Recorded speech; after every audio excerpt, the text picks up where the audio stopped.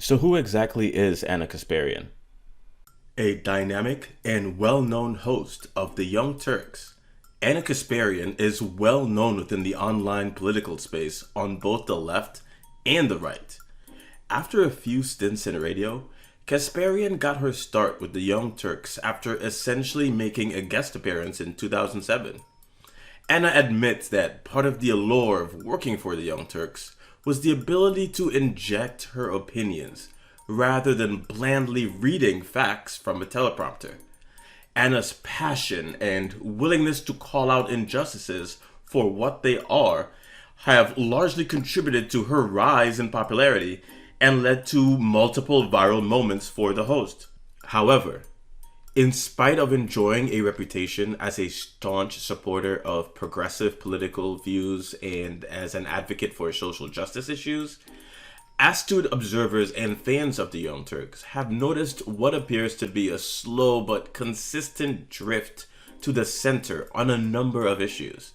It is important to make a couple of things clear first, however. Anna Kasparian, whilst a self-professed atheist and progressive, is a capitalist. She has never claimed, at least as far as I can tell, to be a socialist. She has spoken in favor of stronger social safety nets, but ultimately, like many other leftists that are capitalists, she fully embraces capitalism. Or, strictly speaking, a mixed economy with more protections in place for the vulnerable. What she has always been, however, was a progressive who always seemed to side with the vulnerable. That is, the working class, minorities, and other groups that have been historically the target of direct and indirect indiscrimination. And just to define terms, it is generally understood that progressives seek to improve the human condition in society via political action. The first minor but interesting tell in Anna Kasparian's drift to the center is who she chooses to engage in conversation and debate with, and her attitude towards those people.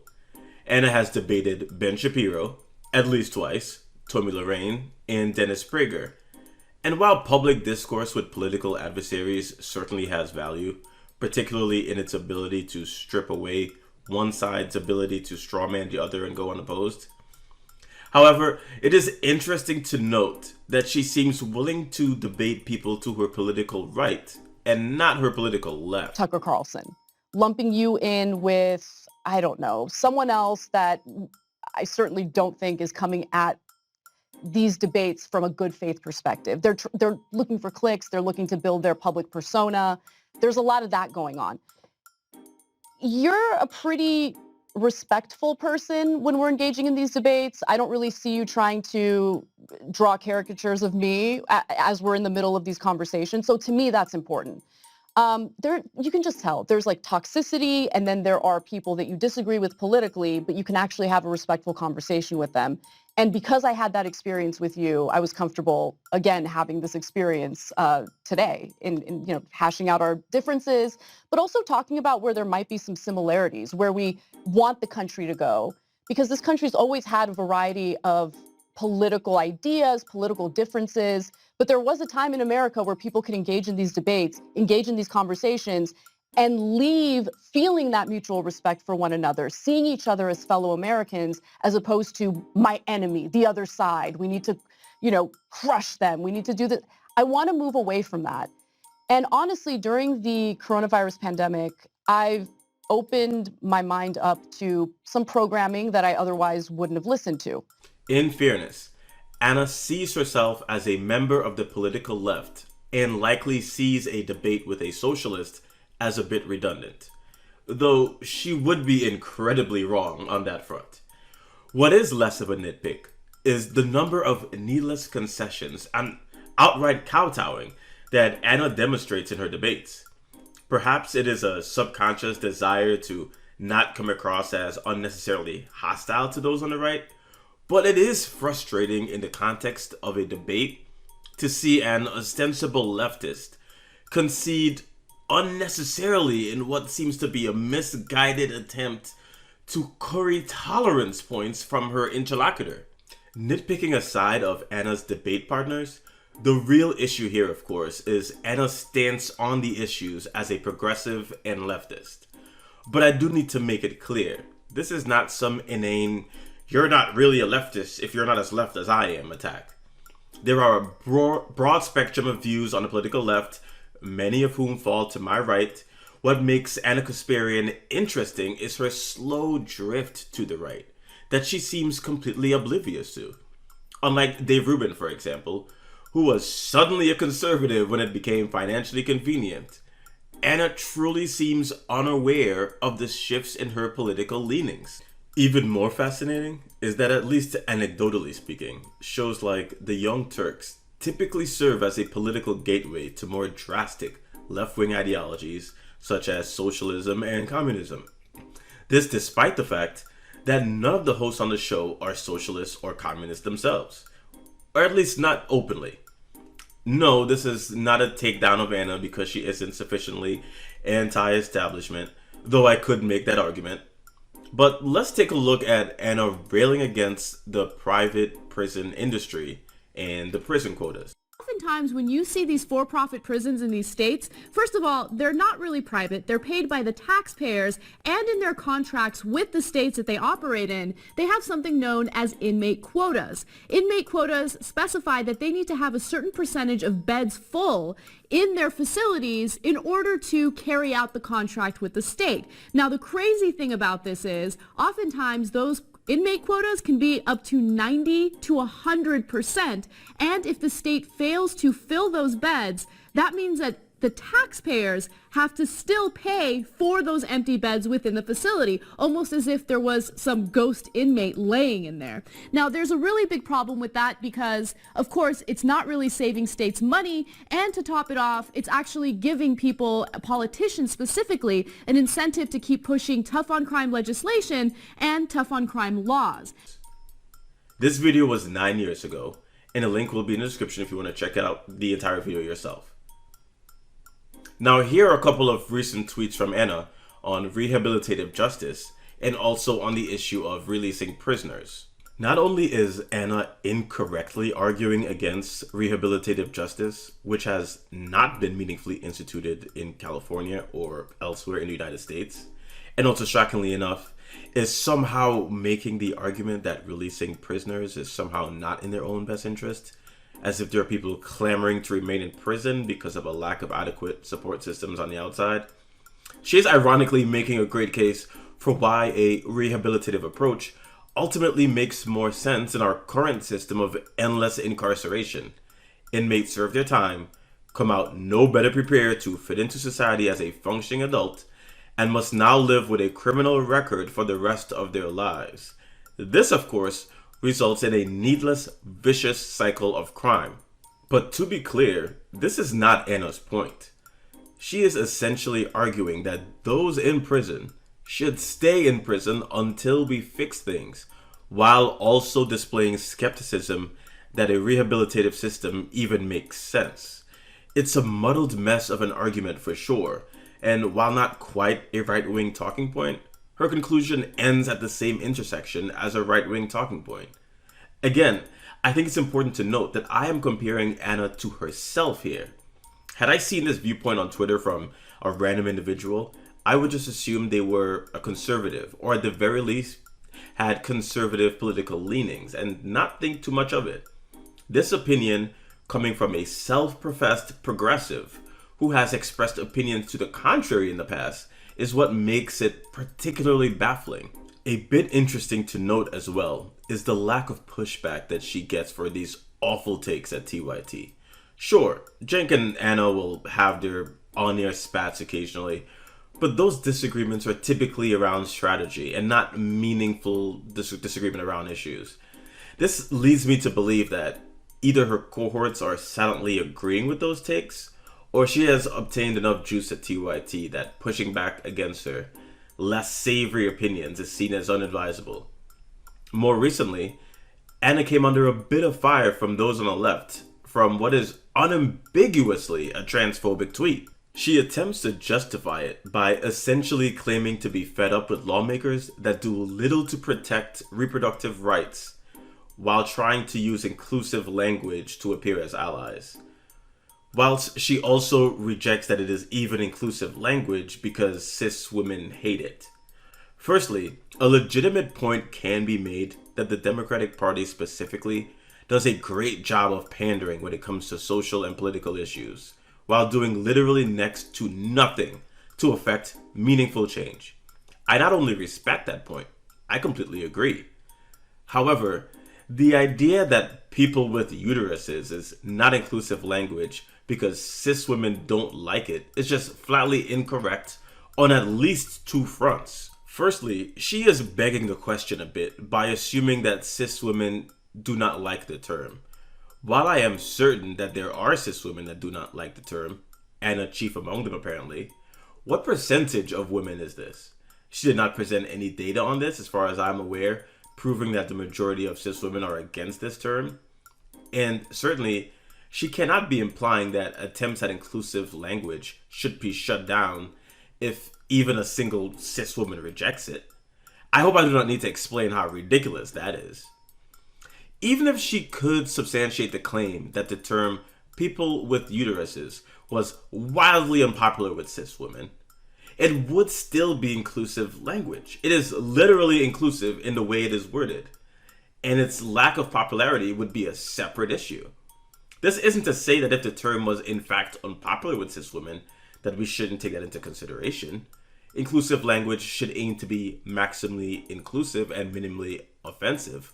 But Anna did not even do the work to establish the first premise. Her argument essentially boils down to the fact that she feels reduced to a body part.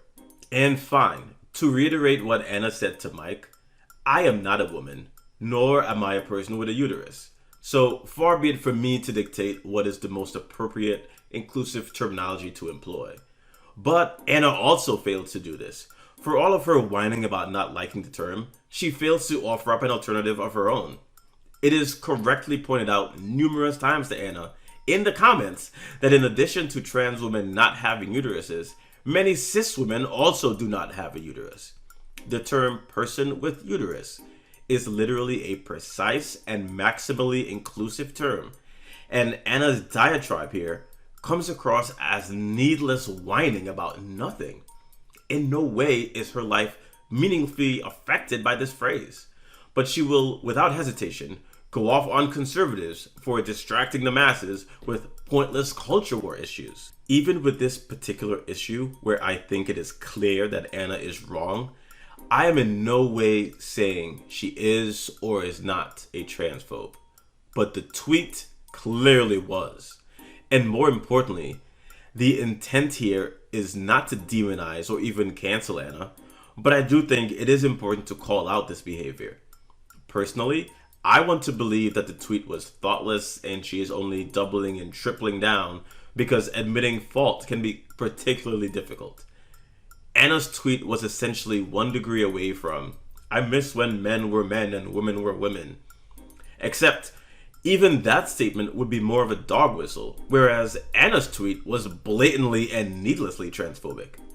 Cis women are in no way being oppressed by the trans community. And yes, I do understand that Anna did not literally say those words, but what else could she have been trying to communicate? The very notion that inclusive language is harmful to cis women, and particularly without offering what would be a more palatable solution in her view, it just doesn't make sense. This also ties into the age-old conversation surrounding the idea of the comfort of white women and allyship in general. White women historically, and I'm not referring to Anna specifically at the moment, have indulged in allyship of marginalized either up to the point of where it was also beneficial to them, or until it was uncomfortable for them to do so. Think along the lines of, I don't mind it, I just don't want to see it. As a public figure on the internet and a self-proclaimed ally, I do certainly understand that she will have attracted her share of fans and detractors alike. And while being a political commentator, having haters is a predictable outcome, I sense that sometimes Anna is unsure of how to handle her fans that are to her political left, and those with overlapping views but who also go too far. it is easy to find yourself surrounded by a sea of people ostensibly on the left competing for imaginary woke points. I hate using woke like that, by the way, but whatever. People arguing about whether or not people who like dogs have consent issues because dogs are literal people pleasers. This is not a made-up hypothetical. I've literally seen that discourse online. However, aside from that vocal minority, most of the people on the left are reasonable individuals interested in fighting the good fight for the average person. In spite of this, Anna seems to save much of her venom for the left while reminding us that people on the right are just regular people. Jake and I got into a debate about the Republican voters, and I want to be clear about a distinction here. We're talking about ordinary Republican voters, ordinary people, versus actual powerful Republicans in office or powerful Republicans in the media. That's where he and I seem to have a little bit of a disagreement, right? Because I think you should probably back off of ordinary people and focus most of the energy, if not all of your energy, on power structures and the elite. With that said, Jake made a statement that, yes, triggered me yesterday, and I'll explain why. First, let's watch it. Most Republicans agree with Mike Lindell when he says if you arrest them, Trump is more likely to win. Yeah. You know why? Republican voters like criminals. No, that's not. I don't think that's what it is. Like, come on, just be fair, Jake.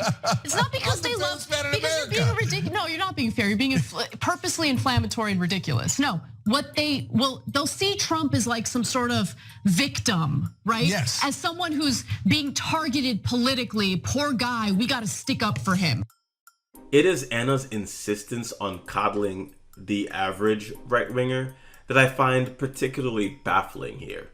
Every individual with abhorrent views was once a totally innocent infant, free of both negative and positive biases. However, at some point, whether through direct exposure to hateful rhetoric or indirectly via the influence of a person or persons they admire, that person becomes a hateful person. And though I do admire her instinct towards empathy, convincing the worst among us is not a meaningful or worthwhile endeavor. But this is why being an ally from a relatively privileged position is difficult. There's a reason that abolish the police and defund the police makes more sense to black and brown people than it does to most white allies. For this, I do not necessarily blame Anna. It requires a ton of thinking outside of yourself to see the larger picture and how others are affected. But such is the burden of being a progressive. Though it is likely not her intention, she is essentially infantilizing conservatives as though their exposure to propaganda is the sole reason behind the choices they make and who they vote for. Leftists consume leftist media because that's what they want, but conservatives are merely being told what to do. In an attempt to be generous to the so-called average conservative, she comes across quite condescending. And even in that very conversation with Cenk, she continues to exemplify an almost childlike understanding of race and racism. Anna fails to realize that someone can simultaneously be racist and have voted for Obama. I know, crazy. There is much nuance here that she is missing. And the idea that conservatives can just be reasoned out of bad positions is based on pure fantasy. Most former conservative turned leftist or even liberal, or at least in my experience, will tell you it was a gradual process. Even when such transformations occurred more rapidly, it certainly wasn't because they were coddled out of their beliefs. Again, this goes back to my point about white comfort. It is just a sticking point for her that progressives change minds by playing nice with the average conservative. A play copied directly out of the playbook of the feckless Democratic Party. She does make a somewhat valid point about speaking truth to power, but this should not mean pretending that the worst among us are just helplessly following their leaders like trained puppies.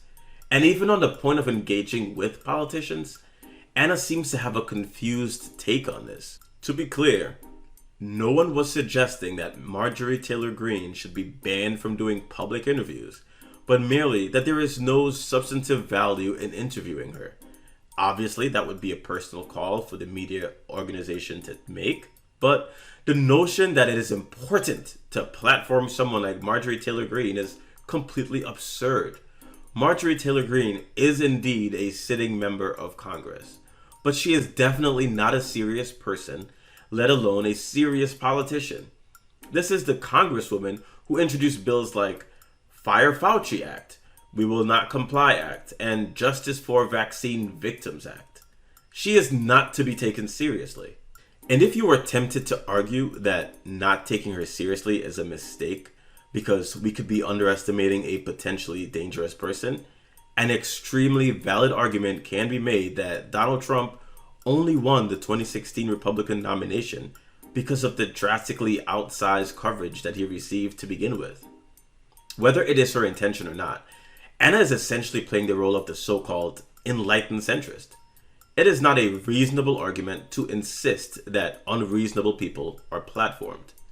Anna seems to be conflating Marjorie Taylor Greene's right to freedom of speech with the privilege of being given a public platform.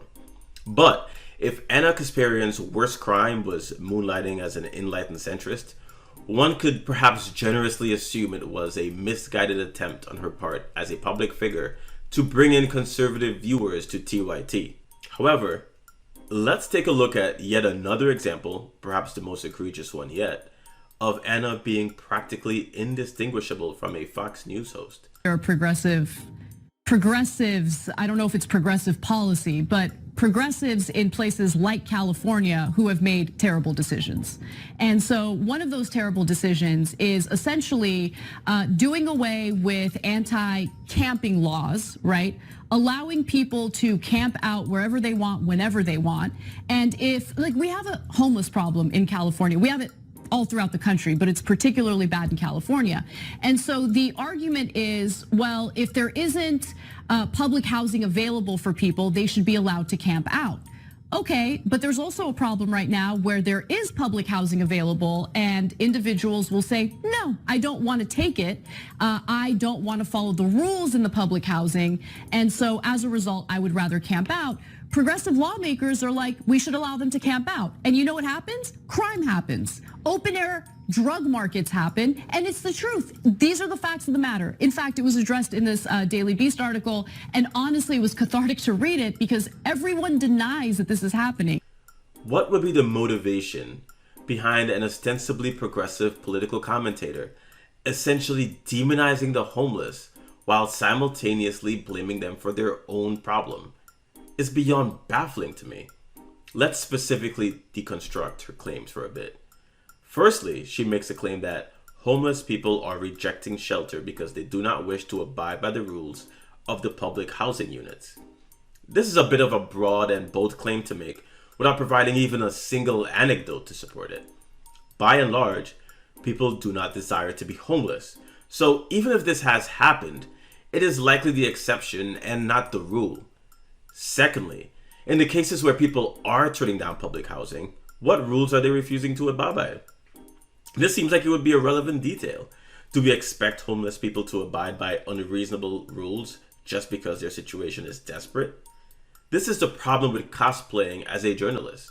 Reporting on a story without including relevant details is just straight up bad journalism. I could at least respect her for being thorough, even if I found her views despicable, had she done her homework. But she didn't. The common theme through all of this is just a clear drift to the right for someone who so strongly identifies as a progressive and leftist.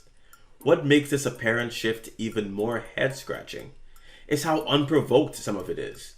The transphobic tweet, completely unnecessary. Her attack on homeless people, equally unnecessary, unprovoked, and uncalled for. Without any context of who she purports to be and the network she works for, she would be almost entirely indistinguishable from a limousine liberal. And no, this isn't a matter of trying to strip Anna of her leftist cred because I don't agree with everything she says. In the space of political discourse, no two individuals will be perfectly aligned. I do not agree with all of Hassan's rhetoric necessarily, for example, but never felt like there was any question where he stood politically. And to be clear, Being a leftist of any stripe obviously does not require strict adherence to some imagined dogma. There are no rules on how to be a good leftist or progressive. What separates two leftists having an ideological disagreement from a right-winger and a leftist having a disagreement is the starting perspective. Leftists start from the perspective of empathy and a people-centric view of the world. Strategy is where the disagreements chiefly take place. Whining about inclusive language and homeless encampments displays zero empathy or concern for your fellow humans. Anna's perspective seems to be, please have your problems where they don't affect me, whilst reserving any empathy she does have for ensuring she does not offend conservatives. It is a baffling heel turn, to say the least. Anna Kasparian admitted she was drawn to working for TYT because she didn't have to be a robot and could be unfiltered. And those are, in fact, her strongest assets. Whether it is calling out establishment politicians for their corruption or calling out progressive politicians for not doing enough after taking office, it is Anna's unbridled passion and no-holds-barred mentality that won over so many of us on the left in the first place.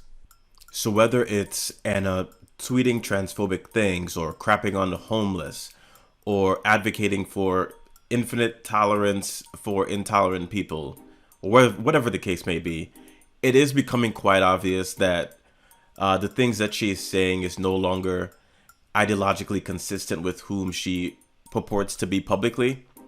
And this is why it is extremely important to have a good sense of where you stand politically as an individual and never put any person on a pedestal politically or ideologically, because any single person at any given point can change their views or do a heel turn or whatever the case may be. Never blindly follow someone, because at any given point, this is what could happen.